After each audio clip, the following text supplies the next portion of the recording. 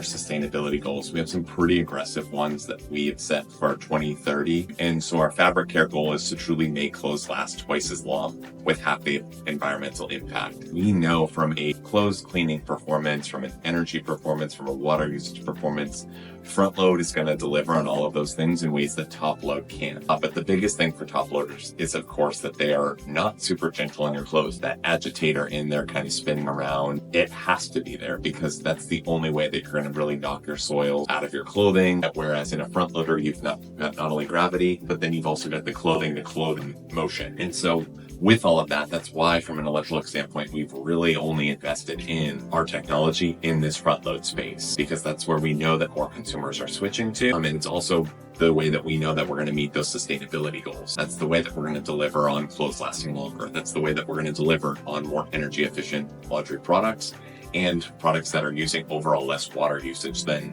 a traditional top loader.